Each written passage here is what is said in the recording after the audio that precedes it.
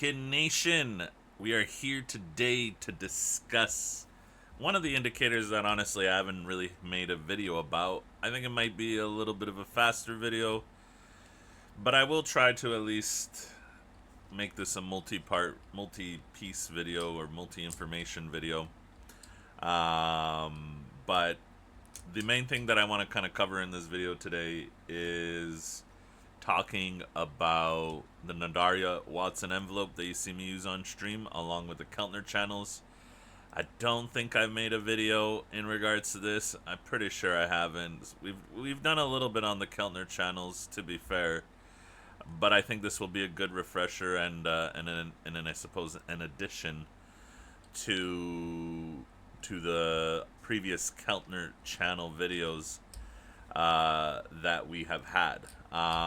But if you're wondering why I use Keltner channels and envelopes put together, very simply, it's really to kind of give you a greater range on the Keltner channels themselves, right? So quick review of Keltner channels. You can get my settings in Discord as well, any of my settings. We set the multiplier to 1. Why do we set the multiplier to 1? I don't know. Someone once told me to do it, so I did it, and they were smarter than me. Long story short. You could set them to a value of 2, but you can kind of see how they expand and almost how they become the Watson envelope themselves. So we're just going to set that multiplier back to 1. And of course the Nadaria Watson envelope here. We'll turn off the Watson envelope for now, and then we'll just kind of quickly talk about Keltners. But Keltners are relatively easy. They're kind of like Bollinger Bands in a sense, where if you're too outside the Bollinger, or in this case the Keltner, it's most likely going to try to magnet you back in. It doesn't mean that you're going to fucking crash like that. It could just be a bullish continuation, something like this, right, where it's just kind of starts grinding the top of the Keltner, in a sense, right? And in this situation, there's multiple situations that can play out, and that's what we use the Keltners for. And we know if you break the top of the Keltner, you're most likely going to revisit the middle of the Keltner. If you break the middle of the Keltner, you're going to revisit the bottom of the Keltner. It doesn't mean that it's just going to stop at the bottom of the Keltner. It doesn't mean that it's that it can't go lower. It's just like a base case in a sense. And that's kind of where, in my opinion, the Watson envelope gives you a greater look on what's happening, like where theoretical possibilities things can go, right? And I think if you combine the Watson envelope with the Keltner channels, you can kind of see, what's the question? Like, how high is too high outside the Keltner, right? I don't know. That's the answer. I don't know, but I do know that if it's outside the Keltner and it's outside the envelope, maybe it's gone too far, and it's time to at least magnet back in to the top of the Keltner, if not higher, right? And then that's when you can use stochastic RSI and RSI to your advantage and be like, hey, you know what? It's really overbought. It's really outside the Keltner. It's really outside the envelope. Well, what do you think is going to probably happen? It's probably going to snap you the fuck back in, right? Same thing happened when we snapped too high above here and a snap too low below there, right? Combine that with trend lines, combine that with RSI, etc., etc. If you watched all my previous videos, if I'm saying here 36 RSI and you don't understand what 36 RSI means, go watch my RSI videos, right? You should watch every video if you're honestly a part of Naked Nation, if I'm being honest. So that's how you can use it, and it can work on pretty much any time frame, right? I will say one thing about the envelopes is that they're always developing. I don't know the exact word, right? But you can kind of see, like, the if you watch the envelope, you'll see it kind of develops with the candle. So it's not perfectly accurate per se, in a sense, but it's good enough in that regards, right?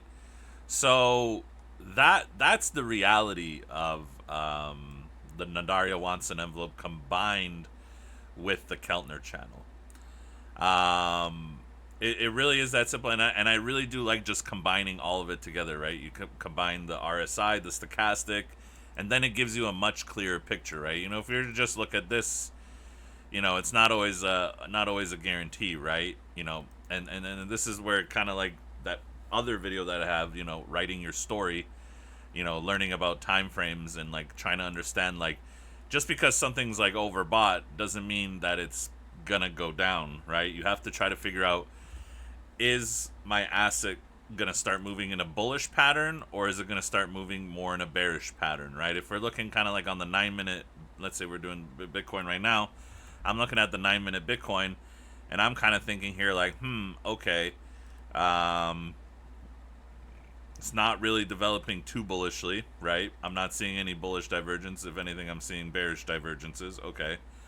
I'm looking at the 27-minute, I'm like, okay, the stochastic's not quite overbought yet, but I assume if it reaches overbought, especially if the 9-minute continues going up, that even if it does go a little bit higher, like let's say even goes to the top Keltner, and if it really wants to extend maybe to the top of the Watson envelope, right? It's still not going to be a very bullish setup, right? I'm probably going to see, you know, at least a retest of you know, where the recent resistance was, and you know, maybe if it, and that's what I talk about on stream, you know, if you can break that recent resistance, if you can get that movement, right? It's all about the flow. This is what I'm trying to like teach, show, whatever, the flow of the show, right? What is, and I hope that makes some relative sense. If you haven't watched my previous videos on all this shit, then you should, because I really do my best to try to explain my point of view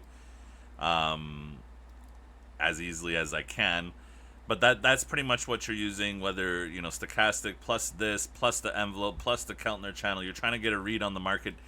Your number one rule is to, like, okay, are we bullish or are we bearish, right? What's the answer? If you can't answer that, you can't open a trade, right? At least with some confidence, right? So right now it's like, okay, before we were moving bullishly, right? Because that was that bullish movement. But now we're starting to potentially get a bearish movement here, right? We're starting to see, you know, middle of the Keltner denies it. We deny off the middle of the Keltner in a bearish trend. You know you're in a bearish trend if you're denying the middle of the Keltner. You know you're in a bullish trend if you're finding support at the middle of the Keltner going upwards, right?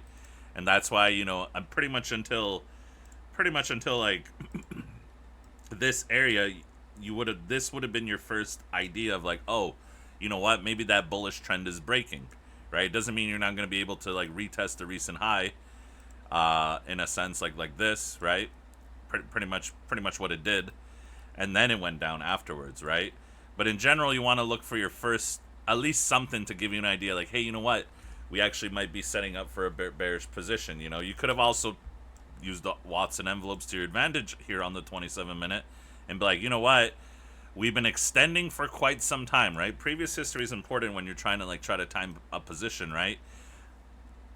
It's been going up for a while. We went overbought, we went oversold, and we're back to overbought. That's what you want to look for, right? Maybe you didn't hit the short the first time here, and you're like, you know what, I'm gonna wait for the next time it's overbought.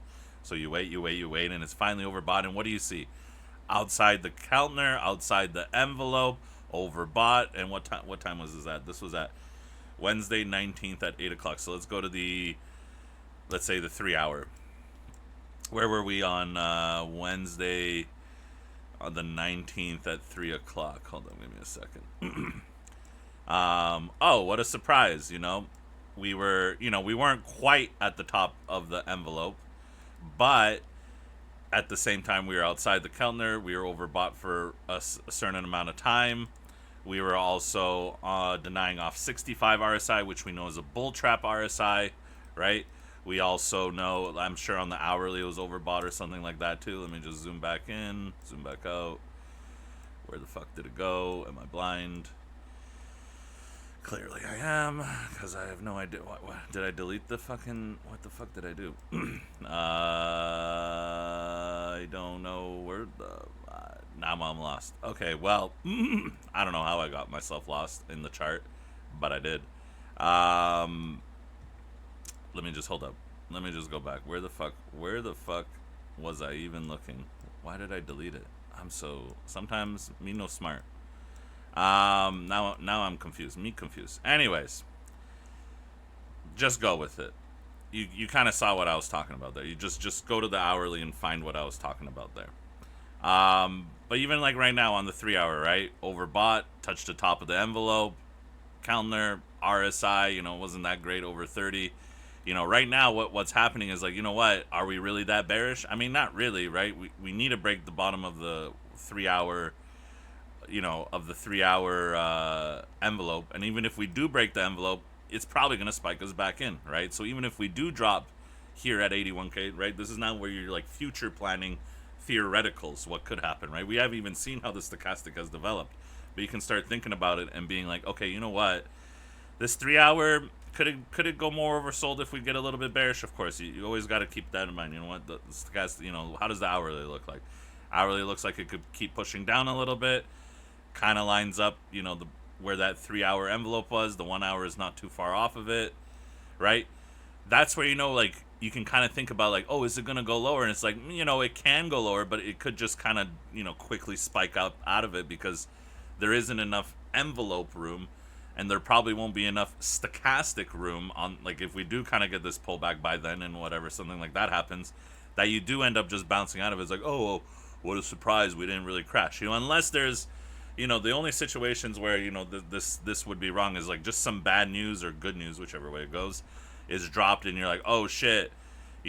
At some point, obviously technicals just don't matter because fundamentals always trump technicals, but you got to take fundamentals and technicals and put them together to get the ultimate story, right? So that's what I would be looking at in regards to Keltners, in regards to Nadari Watson envelopes, and so forth. I will say that this 3 hour RSI trend relatively seems like it's breaking. There is this weird backup trend that we've kind of had there. Sometimes I draw that on the RSI there too. So do keep that in the mind. Like if you notice that it has bounced before, you just want to keep an eye on it, right? You want to do everything in trading to keep yourself the least blind as possible. But don't blind yourself with too many indicators, you know what I'm saying? But at the same time, don't just forget about something either, right? And even kind of looking at this on this 3 hour, if we do drop to like 81K ish, right? You've seen this before, right? Something like here, it doesn't even have to be oversold to keep going down, right? The envelopes are more powerful than you think. Very seldomly do the envelopes don't get respected in a sense. So if you're looking for it, it's Nadari wants an envelope, Lux Algo. You can get all my settings in Discord under Chart FAQ, obviously. Yeah, I think that's all I want to kind of cover for this Watson envelope stuff. We've kind of discussed stochastic in previous videos, so I'm not going to go over it again. We've discussed Keltners in previous videos. I gave a pretty good run through how they work at the beginning of this video.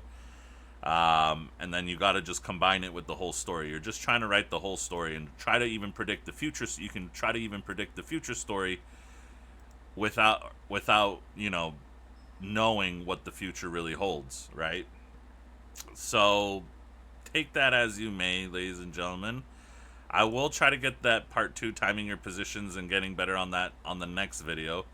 But I've been meaning to get this video out of the way for a very long time. So that's what I wanted to do here. So make sure to take care, to brush your hair, to scrub your scalp. Follow us on YouTube, follow us on TikTok, follow us on Twitter, X. Join our Discord, it's free. And yeah, I'll see you guys on the next one, and enjoy your weekends. Cheers, guys.